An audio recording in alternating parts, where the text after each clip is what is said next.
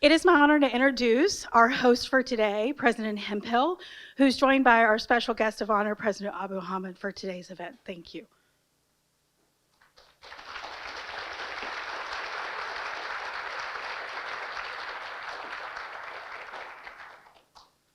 Good afternoon. There's a lot of us in here. Good afternoon. Thank you.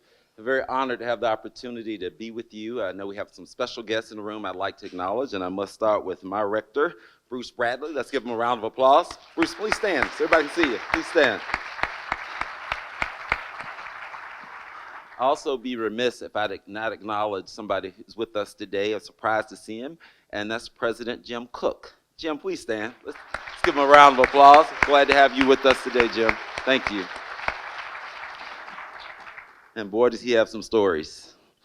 I'd also like to thank Alfred Abuhamad, President Abuhamad, for being here with us today. We really appreciate you and your leadership. Let's give Alfred Abuhamad a round of applause.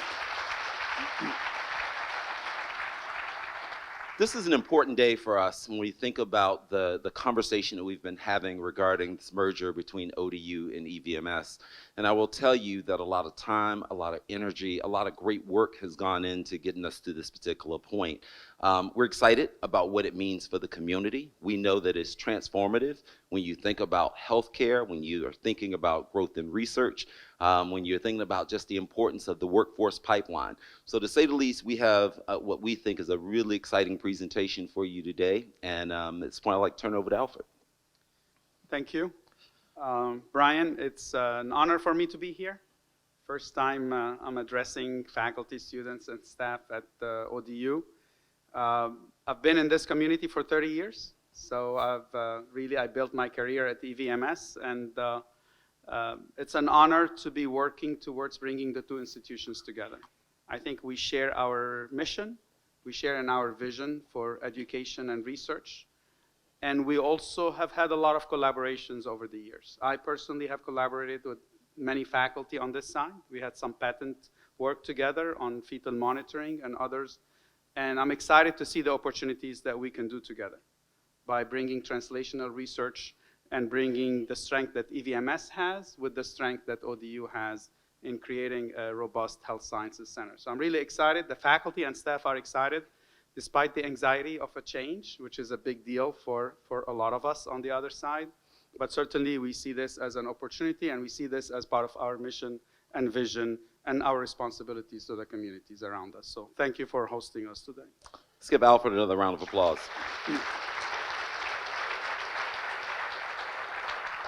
So we'll begin today's session with a little bit about our vision and moving forward. I want you to know that the leadership team, which includes a number of the vice presidents, as well as Alfred and myself, and both of our boards have come together in agreement around a few key items, governance and the operating model being two of the important items. And I will tell you that we've spent a lot of time and a lot of great conversation around these areas because they're so important when you think about the future of this joint entity. When we think about EVMS and ODU, we would create the state's most comprehensive academic health sciences center in the Commonwealth of Virginia. When you think about the number of degree programs we will be offering and just the sheer scope.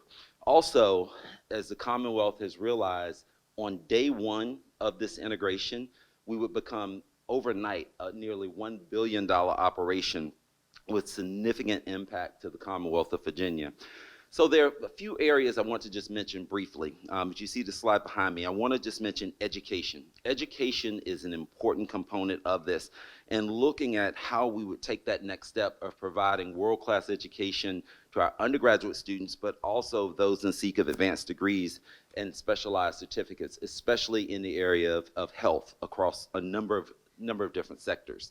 I also want to just mention when we think about just the gaps that we have, whether it be nursing, therapists, statisticians, physicians, there's so many critical areas of need that we're focusing our attention on.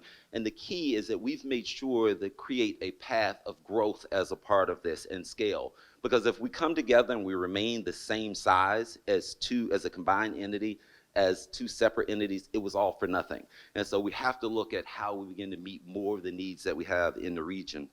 Research is a second area that's so important when we think about the scope of our work. And a part of the research and looking at this is looking at how we can leverage the strengths of both ODU as well as EVMS and build on the R1 status that we already have. And please join me in giving a round of applause for all of our researchers that are with us today, and Morris and his team for their work over the years to get us here. Let's give them a round of applause really quickly. But we believe that the combined entity will allow us to attract more resources, not only federal and state, but foundations as well as other industry sources that will be so important as we advance, and also other commercialization opportunities as we move forward. The third area I'd like to mention just is clinical, and that's looking at how we can advance Hampton Roads in the communities that we serve. You all have heard it from me time and time again. We lead the Commonwealth and we lead the nation in a number of categories, from heart disease to cancer, diabetes. It's so many challenges that we're dealing with, but the clinical work that we would do, the opportunities that we have to leverage these assets are important. You've heard me mention a number of times before, and it's not just about the School of Medicine or the health profession. There are some people that are not knowledgeable about this, that see it as just those isolated entities, which are very, very important. But it's also the College of Health Sciences, it's the School of Nursing, it's the Joint One School of Public Health, all coming together to do something that we know that will impact this community for many years to come. Thank you, Brian. Let me share with you a little bit about EVMS for many of you who have not collaborated or have know a lot about EVMS. EVMS came about almost 50 years ago. Actually, next year will be 50-year anniversary of EVMS. From the community here, community leaders in the 60s realized that there's a significant shortage in physicians in Hampton Roads. And they looked into the future and realized that the best way to increase the workforce is by having a medical school locally here. They went to Richmond, they met with the legislators to start a third medical school in this community here, and both VCU, MCV at that time, and UVA opposed EVMS to start. So because of limited resources, as you know, it's a pie, and they didn't want the medical school here to share with the resources. The leaders did not really stop beyond that. They formed a foundation, and they raised money, $7 million at the time, to start the medical school. And the first class started in 1972. With minimal resources, EVMS has grown to more than 2,200 employees now and about 1,200 to 1,300 students, offering more than 20 programs. School of Medicine that actually independently rated as the #2 school in the Commonwealth behind UVA, and a very, very well-known PA program, physician assistant program, recognized as one of the best in the southeastern part of the United States. We have a robust research infrastructure also, primarily clinical research, but a lot of innovative basic science research. Our focus in research and education and clinical work is really served towards the community. We are one of the medical schools well recognized as a community medical school, and also we were rated very highly with our diversity in our classrooms. Now, why I say this history is really important, because we're committed to the community here. And actually, many of our clinical programs, being in trauma and obstetrics, maternal fetal medicine, head and neck, primary care, are the safety net for the communities around us. We provide care to anybody that walks through our doors without any reference to their insurance or their ability to pay. Our commitment to the community drives us to make sure we collaborate to really expand and strengthen what we have. And hence the really underpinning behind us coming together to expand what we do, both on education, research, and clinical work. The slide behind me is coming from a lot of the work that has happened from many of you who participated in the vision of what we want to do as we come together. What we're going to do on research, what is our both strength, how can we expand on that?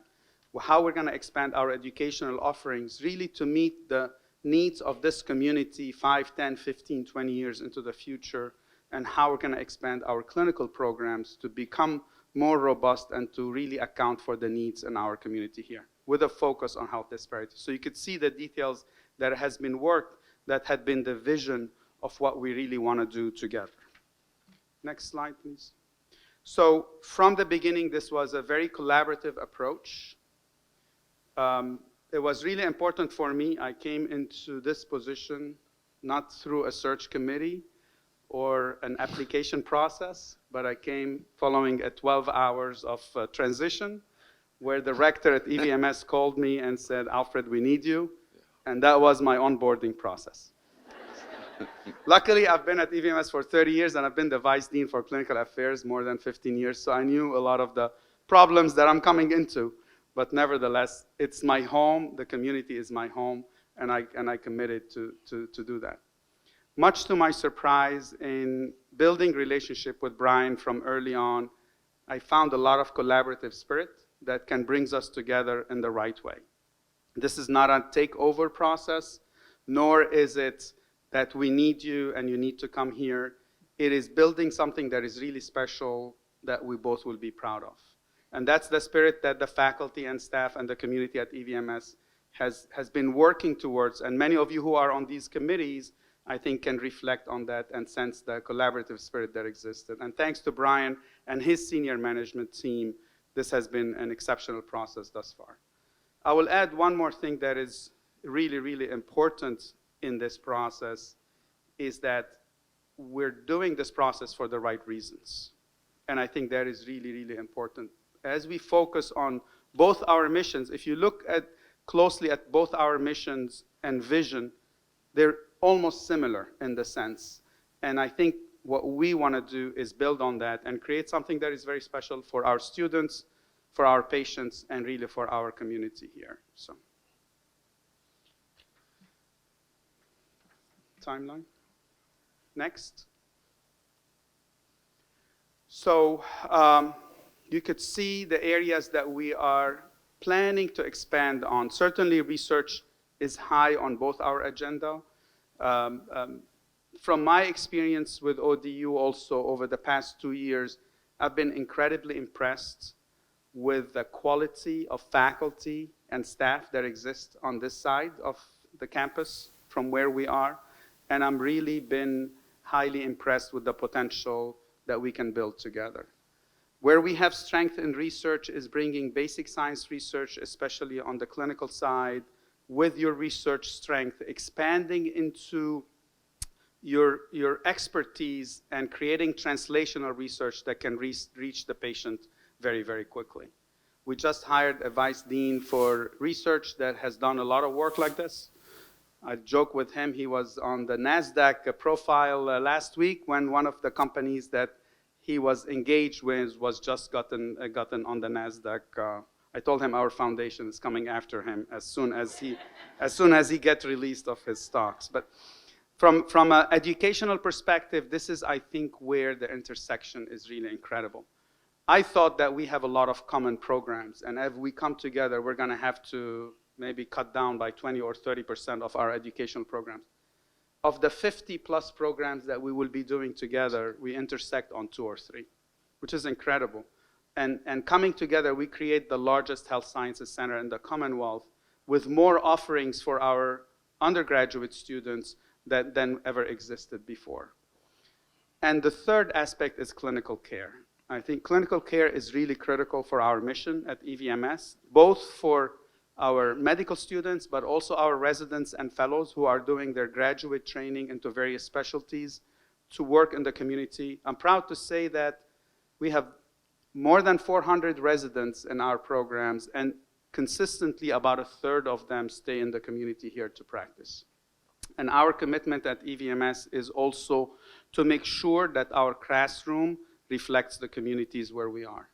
That's why we put a lot of effort in our diversity in our classroom and to make sure that our students stay in the community to practice. That's one of the best ways to address health disparities in the region.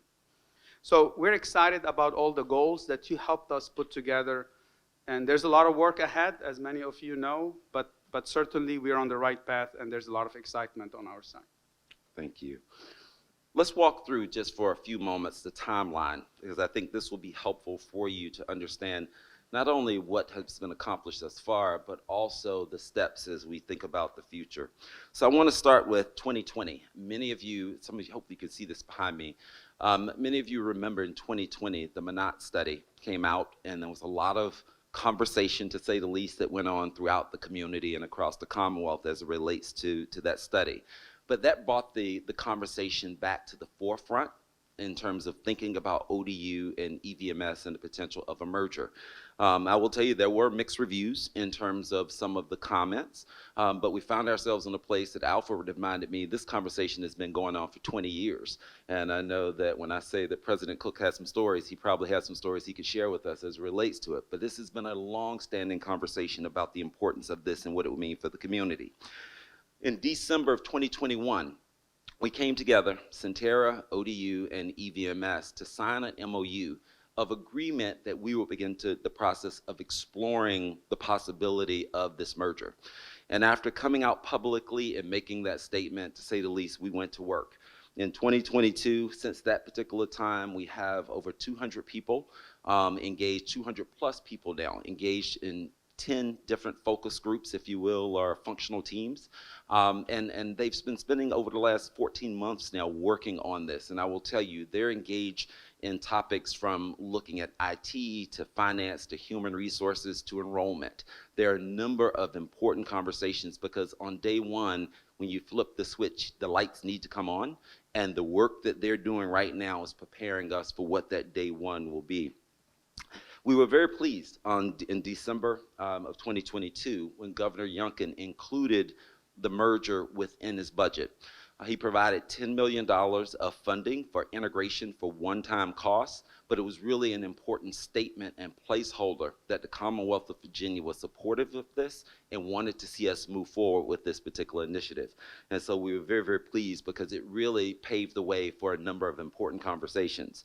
In 2023, we also, at that point, we made a strategic decision, knowing that we had a little bit more of runway based on when we were anticipating merger and what we knew a new date would be for us, that we were not going to slow down the momentum that we had. We wanted each of our 10 functional teams to continue their work, moving us toward a day one integration. And so that work has continued to date. Now, I will tell you, for spring 2023, there are some important things that are happening right now in Richmond. And actually, House Bill 1840, just passed unanimously out of the House, which is the legislation around this particular merger. That is a huge step as a part of this. And so as this is a short session, so we know as we approach the end of February, we will know a lot about what the state's going to do from an investment standpoint. And that's going to be important for us as we think about this partnership, because as you remember, Centera is an important part of this partnership as well. And we also had a timeline, if you will, within the governor's budget that we have to submit some key items to the governor by August of 2023. A part of that is a strategic plan which will detail the work of academic health sciences. Also KPIs, the key performance indicators, the deliverables that we will provide as a part of this particular initiative. And then also finances associated with those KPIs, time and effort reporting, as well as governance, all things that we need to deliver by August of 2023. And so as a part of this, one of the things that's been clear is that the governor said that we must be merged no later than July 1 of 2024. We are working toward a January 1 of 2024 and very intentionally working toward that particular date, because when the legislation comes forward, as long as the negotiations continue the way that they are, we find ourselves in a good place to be able to meet that timeline, especially with our accreditors. So all very, very important work. Now, I want to just go over a few items of key agreement that are important for us to make you aware of. One of the things that became clear around workforce is that no one, whether it's at EVMS or ODU, no one would lose their jobs as a part of this integration. That was something that was important that we wanted to make sure that we were clear on, because whenever you have integrations, you can always have our mergers. There's a lot of fear around safety of employment. So we wanted to be very intentional about that. We know we will have some attrition, and we're being mindful of whether we're filling or not filling positions based on need, and being intentional about some of the savings that may be able to create. Also, financial sustainability. When we talk about sustainability, it needs to be a commitment made to allow this to be long-term. We're not thinking about this for the next 5 years. We're thinking about this for the next 25 years. And the investment needs to align for us to be able to, in the long term, be able to be successful and be able to make a difference within the community. Day one, I've already mentioned a little bit about the January 1 of 2024, and know that that is important for a key reason. One of the things that we're very mindful of is that we're working with this governor, we're working with this Senate and this House. If you get to January 2nd, January 3rd, and you move into a new session next year, things could change within the House and the Senate, and there could be some unknowns. So we're being mindful of how we work with the group that got us to this particular stage, and a very, very important piece of it. And then the last is funding allocation. We wanted to make sure that when we think about the funding that's coming in to support this, it is going to support the areas that we know that are in need. So when we're thinking about our School of Medicine, we're thinking about health professions, because we know that from a funding standpoint, we're bringing in assets that are already funded by the Commonwealth. And so we want to make sure that we're mindful of how those investments, and that's very intentional, and things that we've included within the agreements that we've signed. Alfred. Thank you, Brian. So I want to just stress a little bit that when we started working on this, we were under the structure that 1 + 1 = 3, rather than 1 + 1 = 2. Because the last thing that ODU needs is a medical school that's struggling financially. And the last thing that EVMS wants is a university that's underfunded in supporting the medical school. That could be disastrous for both. So that's the underpinning we're working from, and that has been supported by the legislators, and certainly in negotiations with Centera, that's a very good reality that they will provide support to fund that. With regards to branding, we had an agreement from the beginning that the EVMS name will be retained as the Eastern Virginia Medical School at ODU. As you know, this has been in the works for 50 years, almost 50 years, and many of the faculty had built their careers and their CV around EVMS and the name of EVMS. So both schools of EVMS, the School of Medicine, School of Health Professions, will retain that name, but then it would be at ODU. We engaged a branding company to work through the name of the Health Sciences Center. Now we have a placeholder as the Eastern Virginia Health Sciences Center, and we have a company that's looking at what would make sense from a name perspective within the structure of ODU, of the health science. So I told Brian we're going to pay them a lot of money to tell us what we typically know, but that's how this process works. The diplomas and then we might surprise you with something new. You never know. Hopefully. The diplomas of the medical students and the health profession students will have both EVMS and ODU name on them. The governing body for the health sciences is ODU, so the Board of Visitors at ODU. We're coming fully integrated inside the institution, so this is not an affiliation, this is not our Board of Visitors currently, which the Board of Visitors is appointed by the EVMS Foundation. The EVMS Foundation is an entity that started in the 60s to raise money to start EVMS. It is retained, it raises money. It is our foundation now, Legacy Foundation for EVMS. They appoint 6 board members to our 17 Board of Visitors currently at EVMS. The governor has an appointment, the House, the Senate, and the municipalities around us also have appointments. That Board of Visitors at EVMS will slide to be the governing body over the health sciences with additional members from ODU. And Richmond may require or ask for appointments into that Board of Directors, we call it a committee, reporting to the Board of Visitors of ODU as we evolve through the legislative process moving forward. There's a lot of policies and processes that we need to work through.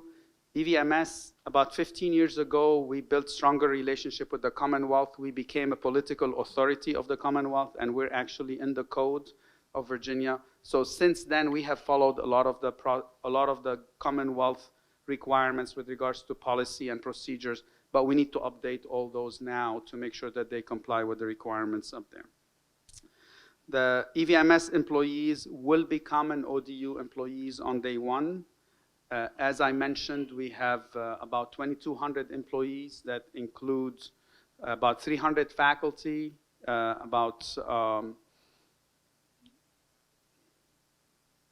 students. We have about total close to 1,200 students between the School of Medicine, School of Health Profession, and then the others are classified staff, including, all our clinical staff and educational and administrative staff. So that's where we are with the processes moving forward. Okay. At this point, we'd like to open it up for questions that you have, questions or comments that you have.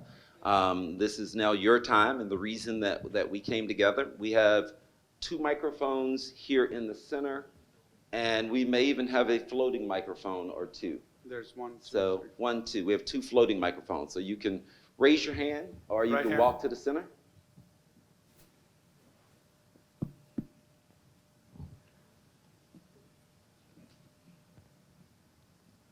Hi, Michel Odette, biomedical engineering. Alfred, Abuhamad, and I know each other.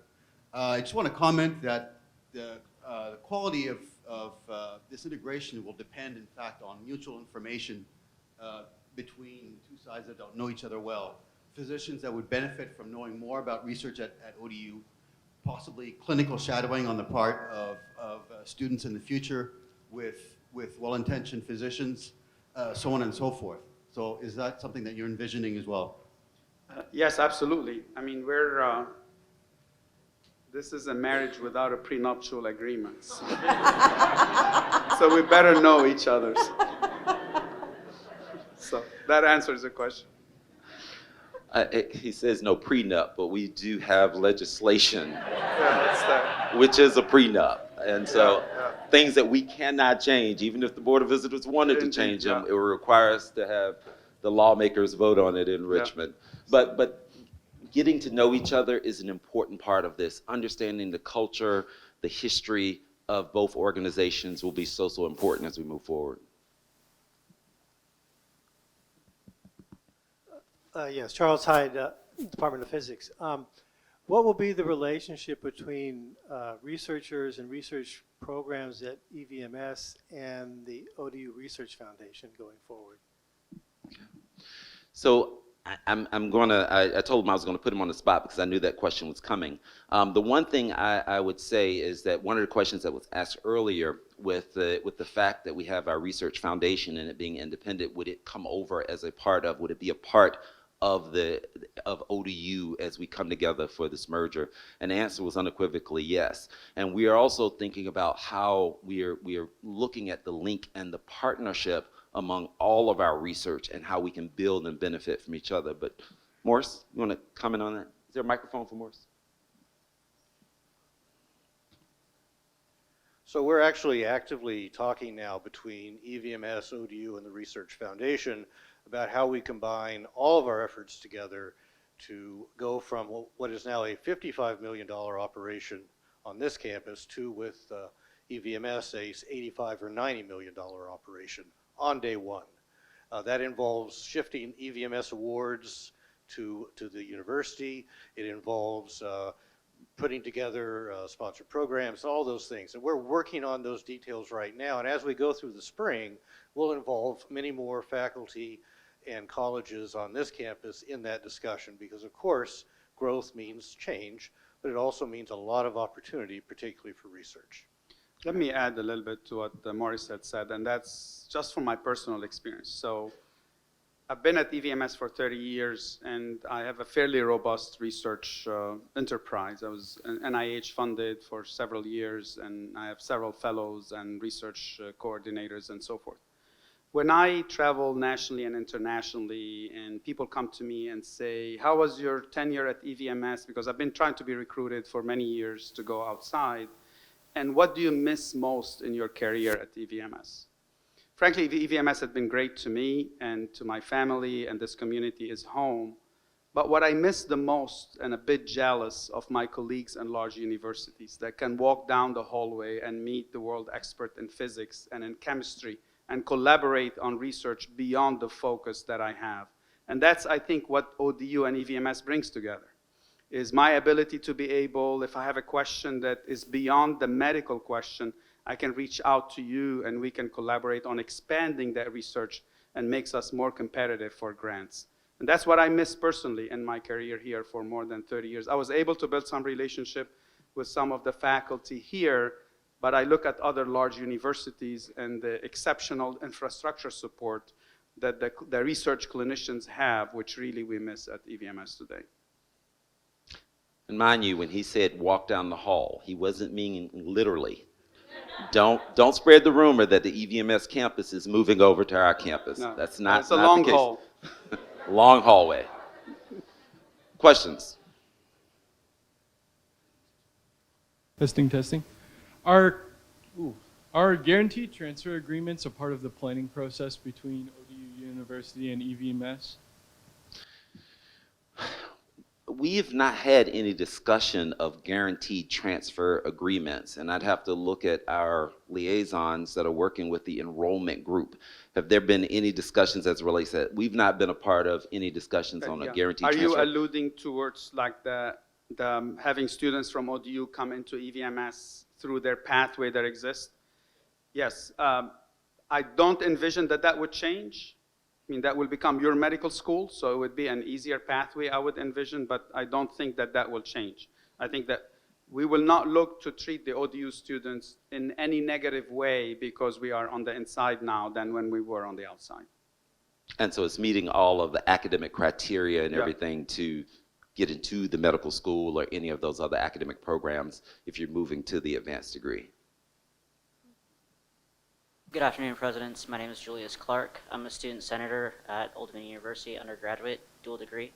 My question, because I'm a trans student, I was wondering if you will be providing trans-related health care for the students on campus, to include maybe medications, surgeries, things like that, just to make sure that we are actually providing as much as we can for ODU students. I'll start and then kick to Alfred. A part of one of the things that I think that everyone in this room realizes, and Alfred knows this, is he's learned a lot more about ODU, is our commitment to diversity, equity, and inclusion. And as a part of that, we want to make sure that we're doing everything within our power to meet students where they are and support them. And so in terms of some of the healthcare. Yeah, so with regards to this question, this issue, we really have a very robust program at EVMS to make sure that our classrooms have well representation from our community. And we were rated by the US News and World Report as one of the top 3rd medical schools with regards to our diverse, not only in our classroom, but also in our faculty. We will certainly continue to do that and strengthen that as we move inside ODU. With regards to, if your question was related, will we provide clinical support for the students here? We're working now towards the students' health office, that how could we come together to provide support for that. But also, as part of EVMS coming inside ODU, we have a medical group at EVMS that has close to 200, 250 faculty in various subspecialties. We have 10 clinical departments at EVMS: Department of Medicine, Internal Medicine, Family Medicine, Surgery, Head and Neck, Obstetrics and Gynecology, Physical Medicine and Rehab, Ophthalmology, Dermatology, Radiation Oncology, and I'm missing one more. Don't tell that chairman that I forgot. So we've had some discussions about EVMS clinical programs become available for the ODU community through an easier process to come in. What we do now at EVMS is, if I'm an EVMS employee and want to see somebody in the EVMS medical group, the copay is waived coming in. And that's allowed by the insurance regulators. This could be a process where we build an infrastructure and potentially maybe a clinical presence on campus to help support the community here. So we've had some discussions along those lines. And I want to give Bonnie the opportunity to, Bonnie just dropped her head. Any comment as relates to some of the, because I know that you've been sort of leading the way in terms of conversations of how we might be able to partner around our health center and some of our work. Anything you'd like to add, Bonnie? I think we have a long way to go, is what we're figuring out right now. We want services to be available for all students, regardless of where they're offered. I think that's what we're talking about, and that goes to Joy's shop here on campus for counseling services, and what Dr. Handel does at EVMS, as well as all of the student services that we provide. We're just seeing a lot of students, and we're here to serve. So we're really having the conversations about how to best do that to serve the people that you serve. Thank you, Bonnie. Give Bonnie a round of applause. Thank you.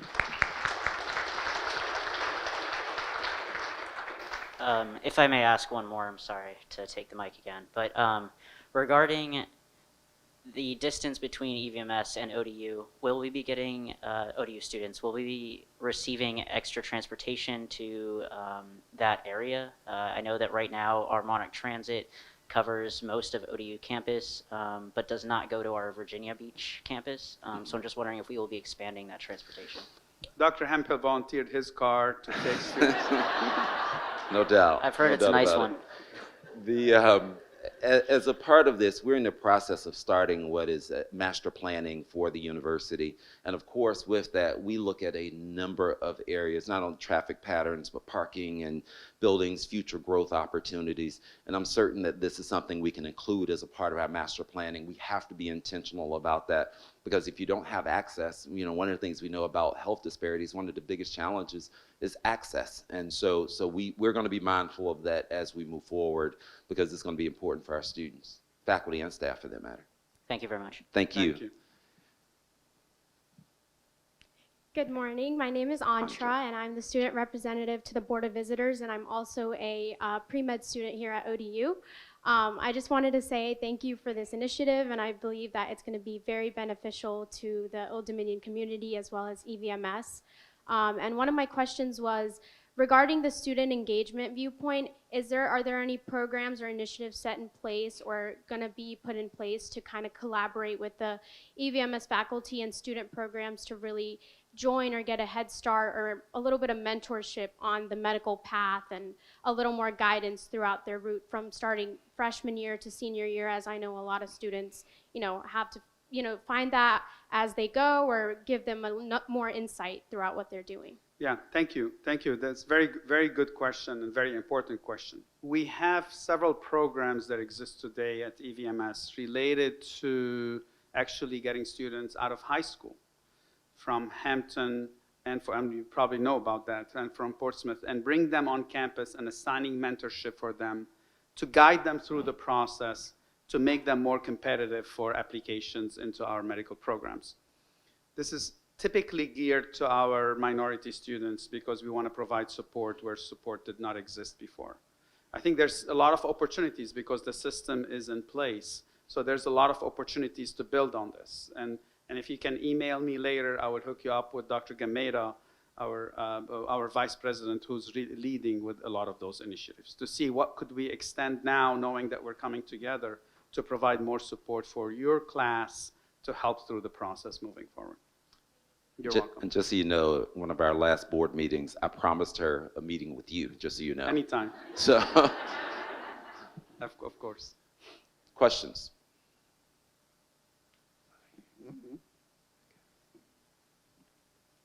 Hi, good afternoon. My name is Jem Baldissimo, and I'm the president of the International Student Advisory Board at ODU. I'm also a PhD candidate in the Biological Sciences Department. And I just wanted to provide a comment first from the International Student Advisory Board. We are very excited with this integration. I really like the comment that was given a while ago about the integration being 1 + 1 = 3. I think the synergy is really important. Julius has already alluded to some of the points that we wanted to bring up. I think that from the international student perspective, we see this as an opportunity for us to improve some gaps, not only to help international students, but also domestic students here at ODU and hopefully in EVMS. Julius has already alluded to health insurance. We think that one of the struggles of international students is that health insurance is high, and we think that with this integration, maybe it'll be lower because of the rule of supply and demand. So hopefully the costs will be lower. Second, that was already mentioned, was about transportation. A lot of us do struggle. Those who live on campus don't have an opportunity to go to downtown, for example, and we think that this is an opportunity to expand that. So we're happy that it is in the master plan to make it more seamless. And then the third point that I wanted to ask about was particularly with housing. So a lot of the new students who come in, whether you're a domestic student or you're an international student, we struggle with finding housing, and every semester it has been a struggle. So my first comment / question would be that, is the master plan, does that include some type of consideration for housing for graduate students or students who want to be students at EVMS or ODU? That's the first one. And then I guess the second one would be, what would it look like for students who are not necessarily in these programs? Like, will we see that integration? How would it look like? Because at this point, whenever we get the emails, they're all just like EVMS, ODU integration, but it doesn't translate that well. And we would want to be more involved in that integration. So if you would all also want some information or insights from international students or other student leaders, we'd be happy to engage in that talk. Thank you. Give her a round of applause. I'll start, and that is, first of all, with the master plan. As we are thinking about housing, graduate student housing is very much a part of our conversation, as well as some other needs that we have. And so know that is something that's definitely on our mind.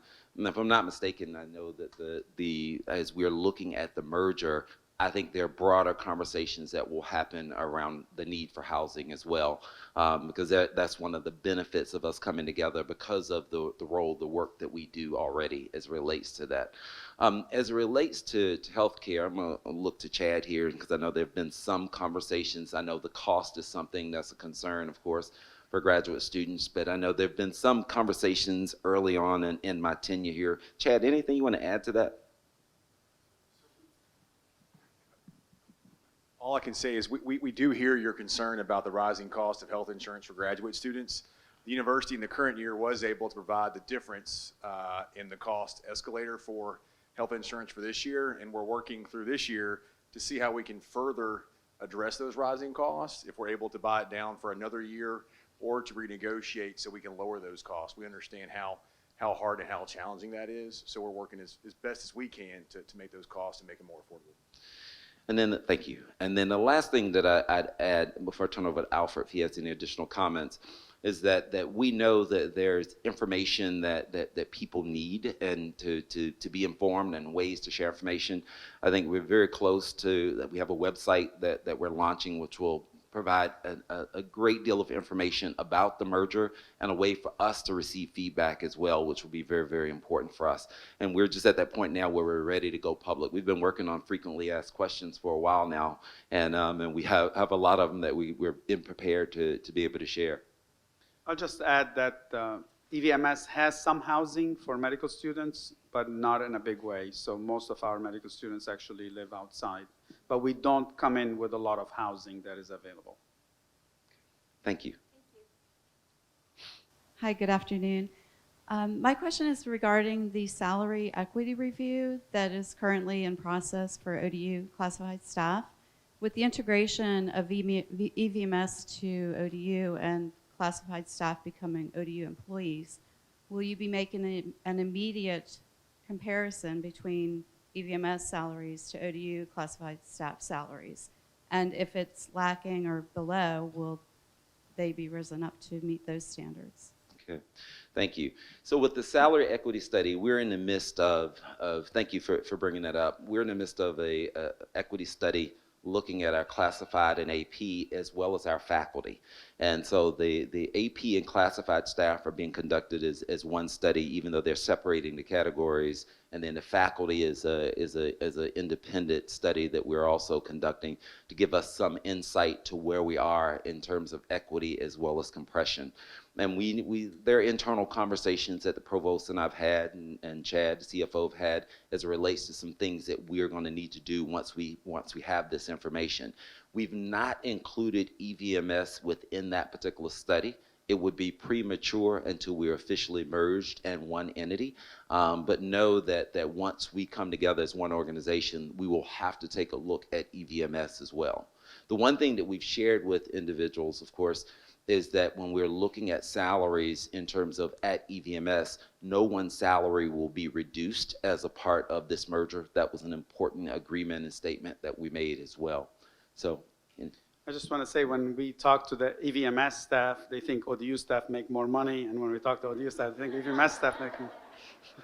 I'm just going to go back. The department that I failed to mention is the Department of OBGYN, which I chaired for 20 years. Now that's on the record, just so you know. Thank you. Don't share that with my faculty. Questions? Yes. Fred Dobbs, Department of Ocean and Earth Sciences. Question for you, President Hemphill. In the public fora that you've held over the past year, you've made clear, I'm paraphrasing here, that we won't move forward on this unless the money is right, that there has to be a sound financial fundament for this before moving forward. So what I hear here is that the snowball is running pretty fast down the hill, getting bigger and bigger. We know we have the high potential, I trust, of the $10 million appropriation moving through the General Assembly, knock on wood. I doubt, in total ignorance, I doubt if that's nearly enough. What is your guesstimate now on whether or not the amount of money that is needed to make this merger happen will in fact materialize? Thank you. Well, thank you. Give them a round of applause. I'm glad that my boss is here in the room. He knows I'm really consistent. As a part of this, I've said this not only to our Board of Visitors, I've said this to Alfred, I've said it to the Centera Board, I've said this directly to the Governor, to our Speaker of the House, our Chairman of Appropriations in terms of the House, that if the funding does not come with this merger, I'm going to recommend to my board that we not merge, because there's no benefit for ODU, there's no benefit for EVMS. Us coming together and having challenges together is no benefit to this, not a benefit to this particular community. That has not changed. That has not changed. Now, there's one caveat that's out there. There's somebody named Governor Youngkin that can overrule me. Okay? I have to be clear about that. They can provide funding, and we say it's not quite where we need it to be. The governor still has the authority to make that particular decision. But we will be clear, the board will be clear as it relates to where we stand. Now, how do I feel about where we are right now? I feel really, really good. I feel really good that the numbers are going to align. The conversations that we're having with the House and the Senate, we've not had historically, I think I was told it's been 20 years since we've had the power base that we have within Hampton Roads in leadership in Richmond. It seems to rest in Northern Virginia, and it's been in Northern Virginia forever. For us now, having Chairman Knight and his leadership, he's personally taken this bill on, and the budget amendment, having the Senator Locke and Senator Lucas on the finance committees and pushing this forward. We have true power brokers that want to see this happen and want to see the investment made. And now, as a part of that, I know that there's conversation going on between leadership within the House and the Senate with Centera, which is another factor in this. And so as I stand here today, I feel very, very good. I feel very confident that the dollars will align as it relates to this. So, Alfred, do you want to comment? Yeah, I second everything that Brian had said. We approach this with the main focus of providing support to sustain and grow EVMS into the future and grow ODU as part of the Health Sciences Center. From day one, our commitment was that if there is no material funding to help support this, we're better off to continue to affiliate together and work together and do projects on the side. But us coming together into full integration without the foundational funding is disastrous for EVMS, as much as I know, and certainly will have a significant impact on ODU also. We've communicated this with every legislators we met with. My board is united on this. And hopefully it would not come to a veto from the governor, because that would be a sad day if there's no funding and the governor is pushing this. But the governor knows the needs and knows the value of what we're doing and knows the needs in the community here and the value that EVMS has today with regards to workforce development and physician, production of physicians and so forth for the community. What the number is, we're still working through. We engaged a consulting company from Richmond to work with us on defining what the needs are and presenting it to the legislators. I'm cautiously optimistic that this will come through. I don't have a lot of experience in Richmond that Brian has, but it is an essential element of our success. Thank you for bringing this up. And I'm looking at our attorney right now. I am correct in saying the governor can overrule the board, myself, and all of us, right? Yes, that's what I thought. So I want to make sure. But we're not a legal entity. We're not a state entity, so Yeah, you so might we have may an not out. be able to be forced. But we will. Yeah, we'll talk about that. All right. Yes, question. Hi, my name is Edwin Ocean, third year Ph.D. student in the biomedical engineering program. I'm as well the president of the Biomedical Engineering Student Association. My question goes to ask about the student organizations on both institutions. So I'm aware that EVMS has the Biomedical Students Association, Biological Students Association, as well as ODU. So is there anything that is being done with the synergism to bring these student organizations together, or would they be operating separately? I'm going to look to Alicia and Don as it relates to that. They've probably been a part of the student affairs group to see if any conversations have occurred around student organizations. Thank you. I really appreciate the question. It's really timely. We are working diligently to look very carefully at student services, at resources available for students, and I would say opportunities for our students to engage and collaborate is on the drawing board, but we have not necessarily had the opportunity to really give that the careful consideration that we plan to. We also realize that the time will come when it's actually appropriate for us to actually engage with and work with students. And I do believe that hearing the students' voices, creating spaces for them to work with each other and collaborate, and to identify, at least early on, sort of building relationships, building trust is often step one when we're bringing two organizations together before decisions are made about structures, and ideally a formal follow function. Don? All right. Thank you, Alicia. Give Alicia a round of applause. Thank our young man for his question as well.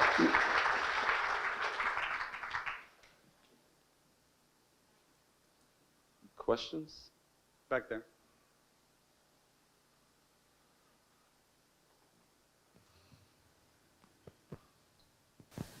Hello, my name is Noru Jawara.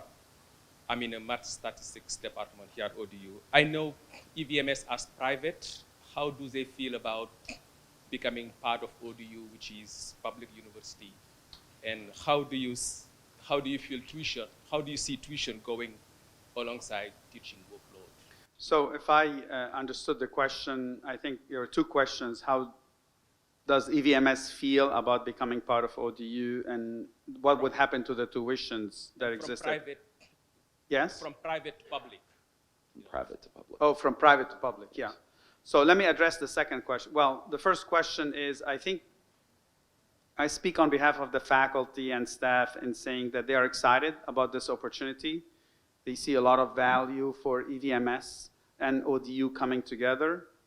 There's a lot of anxiety on our side. As you know, this is a major, major step for a lot of our staff and faculty and for the institution. So, but the environment and the tone had been very positive to date. And that is reflected in the integration committee work that is ongoing between the two institutions.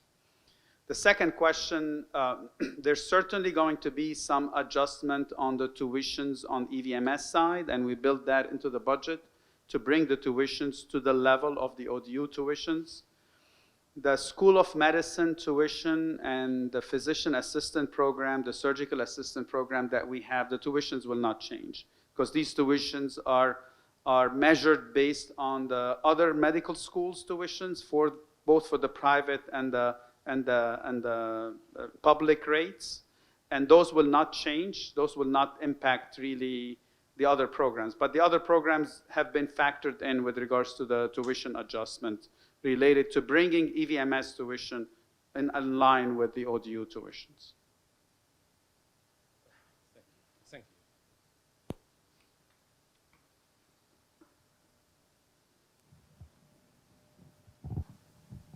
So functional teams are being extended to 2023.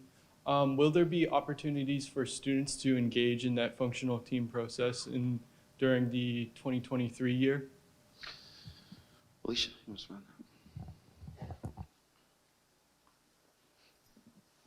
respond? Again, thank you for the question. I personally have spent about 30 years in academic medical centers and universities, and my heart's desire is to have the opportunity to listen to the voices of students and their good ideas. So we are looking forward to, again, when the time is right. I'm not sure when exactly that will be, whether it's after legislation is passed, whether it seems, you know, as when the budgetary numbers come through. What we want to do is, in earnest, be respectful of students' time and not get them engaged before we get a solid green light. And I'm not sure if we're waiting for the checkered flag. I'm from Indiana, 500, sorry. But I do want to make sure that in a truly collaborative spirit, we are listening to students, engaging with students, and really identifying where there are some early wins for our students, because we are truly committed to the 1 + 1 = 3. And that synergy and alignment of our organizations, of our faculty, of our research, of our educational programs, but also the way in which we serve and support students. Thanks, Alicia. I would just add that this process we're in is extraordinarily complicated. Our to-do list is over 2,000 items, and a lot of those are very basic infrastructure, like what's the email going to be? Is my prox card going to let me in the building on day one? Am I going to get a paycheck the first time that's correct? And so we're trying to deal with all of those infrastructure things, and I think we're making outstanding progress. But we know there are lots of discussions that we've not yet initiated in the way that we ultimately will.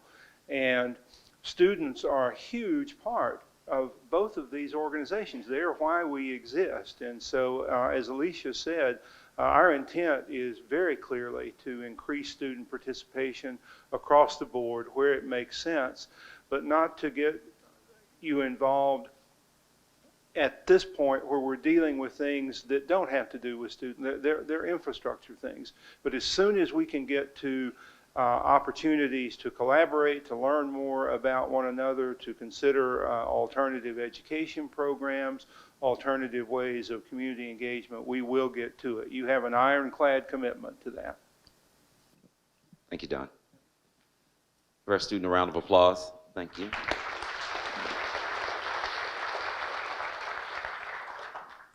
Any other questions? Yes. My name is Lisa, and I'm a biologist at ODU. And it's really refreshing to hear you talk about walking down the hall and interacting with an international physicist or chemist. Or a biologist. Or a biologist, of course, or an oceanographer. These people are in the College of Sciences, the departments that these researchers would be in. And so we know from your graphics how the College of Health Science gets integrated. And I just would be very interested in hearing, since many students that are pre-med are also in the College of Sciences, what you're seeing as a plan for interaction with this college. I think the structure that we came together with really is based on collaboration and works towards integration of the Health Sciences Center. And that's why it wasn't designed where EVMS will bring the two schools and that would be part of ODU and create a School of Medicine within ODU, as exists in many other universities, as you know. I think the concept of creating the Health Sciences Center and having both strength in health sciences under one umbrella with one management team and one governance structure should facilitate a lot of the intercollaborations between the entities within the various colleges inside, in the sense that students' matriculation between different programs, research will be blended to see how we can provide support and collaborate on research. A lot of the clinical programs will be embedded within the structure. So that, I think, will bring at least the layout to help bring people together. And then the people who are manning these colleges and schools will come together and create what opportunities exist to bring students together, to increase offerings for students, to enhance research collaboration, and so forth. And I envision that a lot of the research that will be coming out will be multiple PIs from various colleges within this health sciences, because that's, from a competitive, that's a competitive advantage, but also that enrich the research that is ongoing. I'd just like to just add a little bit of a postscript. I think we've got a nucleus of innovation as the Health Sciences Center comes into fruition. I think we also have, with that hub or that nucleus, we have the opportunity for collaboration across all colleges and with faculty who are frankly in all the schools across ODU. So it won't be just the schools that are in the Health Sciences Center that will collaborate. But what we envision is that there will be research collaborations that will bring researchers together from all schools. And I'm going to pass the mic to Morris, because I know he's done some thinking about this already. So when we started planning the research goals, we had faculty not just from health sciences, but from engineering, and I believe one from sciences, to talk about that. And as we move forward, today, if you do a collaboration with someone at EVMS, you have to have a contract, a subcontract to do it. And once we're one institution, we don't have subcontracts between the colleges. You do it like you do it with a colleague. And we'll also definitely have intramural funding opportunities that will encourage people to go down the street 10 minutes or up the street and collaborate with one another. We really want to make that work, because that's the power of the integration for research. And I will add to that, to what Morris had said, with regards to not only the research will be within the Health Sciences Center, I think a lot of it will be because of the nature of that, but will expand to outside to what exists at ODU today. I'll give you from my personal experience. I see Mark in the back. We collaborated I haven't seen him since COVID days, but we built a fetal simulator together, and with his support and help, we published several papers together on the ability of healthcare workers to read monitors related to fetal heart rate tracing and labor. So I envision there will be a lot of collaboration outside the health sciences also with the expertise that you bring. Give her a round of applause. Thank you so much for the question. Thank you.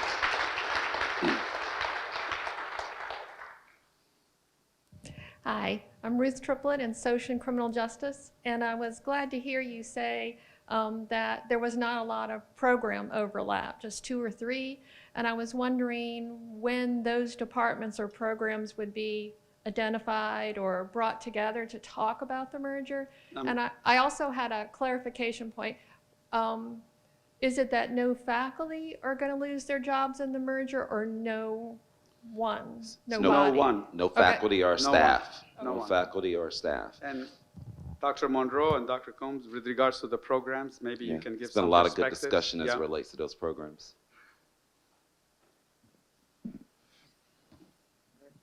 So a little bit of a surprise to all of us working on this project was there were only 2 programs that overlapped, and we're going to merge those 2 programs. One of them that was already underway in the School of Public Health, where both Old Dominion and EVMS have public health programs with somewhat different emphases, and we're going to pull them together and bring in Norfolk State in the one School of Public Health. The other is the biomedical sciences, and we're working, Robert and others are working with the faculty to talk about what kind of merger is going to take place between those 2 programs. We've got a little while to figure that out, but discussions have started. But those are the only 2 programs that are duplicative. We're also in discussion about starting a number of new programs that are joint, and that we hope to be able to get the foundation done this year. But again, only 2 programs, and we're working on those with the faculty. It's not a matter of closure, it's a matter of merging and expanding. Robert, you want to add anything?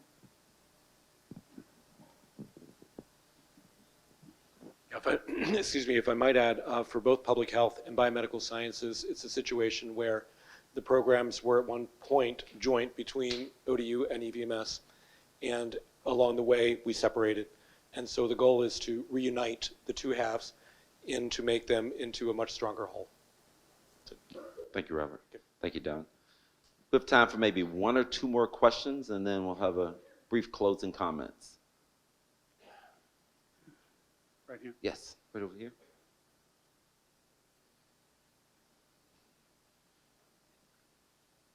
Hey, my name's Annette Finley Crosswhite, and I'm going to ask probably what is a strange question because I'm from ODU, so I should be focused on ODU, but I'm actually going to ask you a question about EVMS. I think because of President Hemphill, anyone here at ODU is aware of the advantages for ODU of the merger. I mean, you've talked about our ranking rising very quickly, and we also know generally that any great medical center brings so much richness to an area, and this sort of merger would also increase the health of the general population. We know all those things. So I've been sitting here texting with a recent EVMS graduate the whole time this has been going on. I'm a historian, but I teach the history of medicine, and I get a lot of biology students that I write recommendations for, and a lot of my students have gone on to EVMS. And so I'm often there at the white coat ceremony in the beginning, or I'm very anxious on matching day. So my question to you is, if you could close your eyes and wish for anything, where do you envision EVMS graduates being in 10 years? Because I would like to know what medical students, their benefits of this merger. I would like to know, obviously there's going to be research opportunities, but are the matches going to be better? Are there going to be more prestigious opportunities for those EVMS students because of this ODU-EVMS integration? What are the opportunities that it brings to medical students? Yeah, thank you for this really very important question. At the core of why we're doing this, I'm going to answer this from the eye of a medical student. Yeah, so you look at this. What is it for me as a medical student to be part of ODU? I'm going to give you 2 examples that are at the core of medical education for us.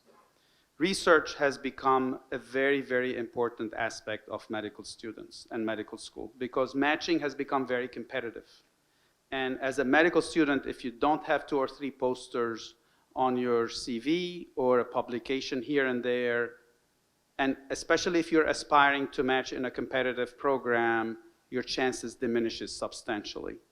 Having the ability to expand research opportunities for our students, and we've been cited by the LCME with regards to the research activities and opportunities for medical students on campus. So having an integrated health sciences center with a lot of opportunities for medical students to collaborate on research is hugely beneficial. The second aspect is the clinical rotations. So our medical school class now is going to evolve to 18-month basic science, and then they go into the clinical rotations for the rest of the 4 years. Clinical rotations meaning they have to rotate through OBGYN, internal medicine, family medicine, surgery, and pediatrics, and psychiatry. These are the core rotations that every medical student has to rotate through. Our PA class also has a basic science component, teaching, informational, and then they go into the community. We are severely limited today by having clinical preceptors in the community to house our students because we don't pay for them to take our students. They're community faculty. They're doing this from the generosity. Many of them are EVMS graduates. But then there's a lot of pressure in clinical medicine, as you know. There's a lot of inefficiencies that are built into your day-to-day from all the compliance things and the number of patients you have to see. Having the ability to be in an integrated health sciences center that is well-funded allows us to pay the community preceptors to expand our classrooms. We have been turned 3 times now by the PA accrediting body. We have a great PA program. It's well-rated nationally, well-rated in one of the top in the Southeast. I can't increase the class size. Not because of the education that we give them, their scores, their 100% pass rate every year, is because I can't find rotations in some specialties. We built this into our budget to allow us to pay our community precepts. So what's happening today, VCU is in our community here, paying our community physicians. Liberty University has a DO school, paying our community faculty, and all the Caribbean medical schools are here, paying our community faculty to house their students. So I'm walking into a community faculty and saying, would you take my student? I'll give you access to the library and free parking on campus. And VCU comes in, or Liberty, and says, I'll give you $2,000 if you take my student for a month. Let me think which one I'm going to take. So this is where there is direct benefit, immediate direct benefit to the ability for us to support and grow medical education from the eye of the medical student into that. Thank you. And thank you for that thoughtful question. We have time maybe if there's one more. If not, we'll have some closing remarks. Okay. Alfred. I want to thank Brian for hosting us here today. This is the first time that we are here on campus to address you all. I want to share with you that EVMS faculty and staff are really excited about this opportunity and building something really special for our community and really aligning our missions towards increasing our diversity in our classrooms, expanding our educational offering, and really impact the communities where we live. I always say at the end of the day, it's really about the value we bring to others, and I truly believe that building this special health sciences center can bring a lot of value to our citizens. I'm excited about it. Our faculty is excited. A lot of work to be done, a lot of money that needs to come our way, but certainly we've done a lot of great work in a very collaborative way. I want to finish by thanking Brian for his leadership, and really from day one when we started this process, he's been very collaborative, he's been very accommodating. We started from a difficult time at EVMS. If you read the newspaper and you listen to the news, we've come a long way, and really thanks to his leadership that we're able to put a structure together that benefits both of us and really protects and expands what we do on the EVMS side. So thank you all for listening to us.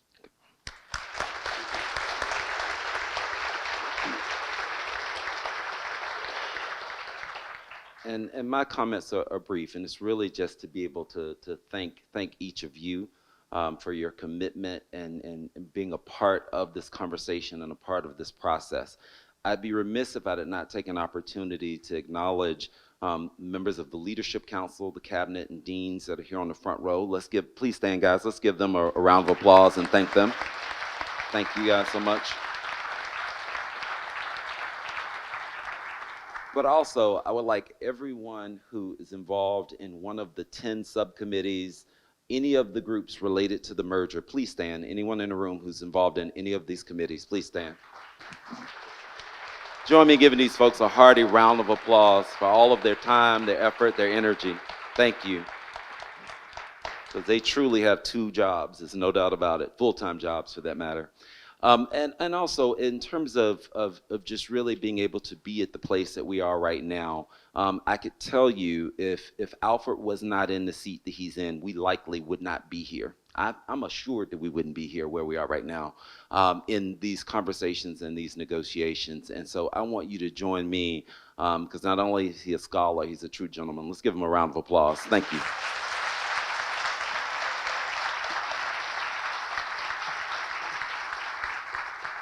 And I'll close by saying that you have a board of visitors that is very much dialed in and focused as it relates to this. This is a part of every conversation, every board meeting that we have. This is a part of our conversations in terms of what's in the best interest of both ODU and EVMS. You have a senior leadership team that is very much committed. And we are in this for the right reasons. The one reason I think that we've been able to be successful in getting to this point, we've kicked the ego out of the room and we have focused on what's in the best interest of this community, what's in the best interest of our students, our faculty, and our staff. And it's allowed us to get past some significant hurdles, but it's all been in the right level of focus. And so I'm excited about the future. I'm excited about what we will be able to bring for you as we deliver something that we know that will be transformative for this region. Thank you so much and have a great day. Thank you.